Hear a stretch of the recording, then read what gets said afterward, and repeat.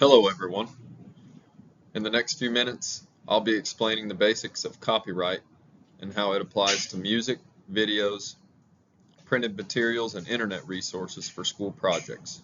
Copyright projects original works like songs, movies, and images, and books the moments they're created and fixed in a tangible form. It gives creators exclusive rights like copying, distributing, performing, and displaying their work.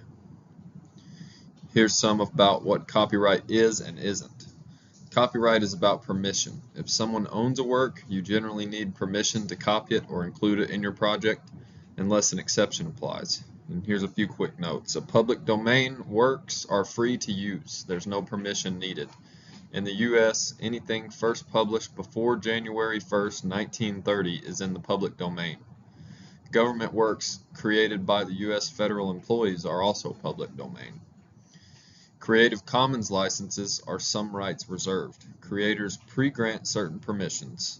You must follow the license terms, like attribution, non-commercial, or share alike. Attribution, however, is not permission.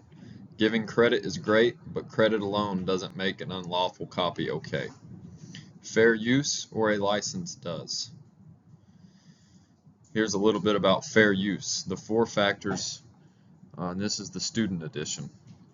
When can you use a bit of something without asking? That's fair use. It's not a blank check.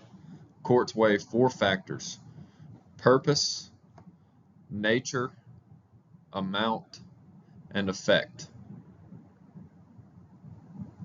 Here are some examples. Quoting a few lines from an article in a report is often pretty fair.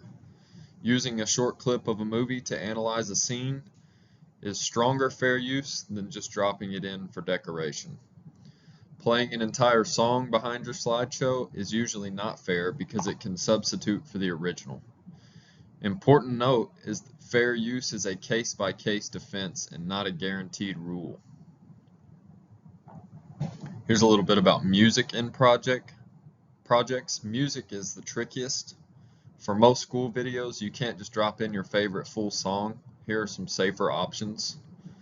Use royalty-free or CC licensed tracks and follow the license terms. If you must use a chart song, keep it to a short clip and make it transformative. Avoid including a whole chorus just as a background. And here's some about video clips, YouTube, movies, TV, etc. For video, the same rules apply. Short clips used for commentary, criticism, or teaching are more likely fair use than entertainment-only inserts. Embeds versus downloads. Embedding a YouTube video link in your doc or slides just points to YouTube.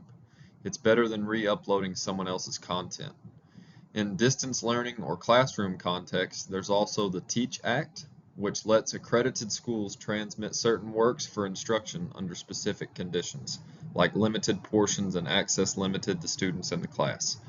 Teachers handle most of those compliance details. Okay, now we're going to talk about printed materials and internet resources.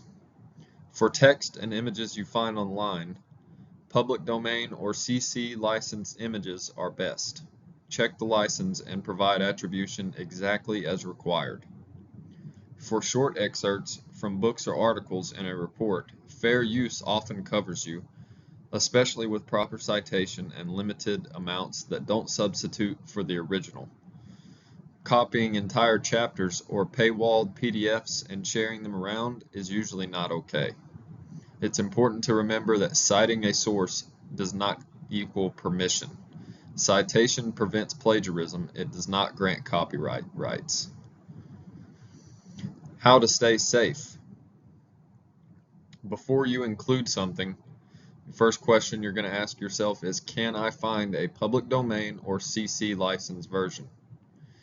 If this is a CC licensed version, what are the conditions?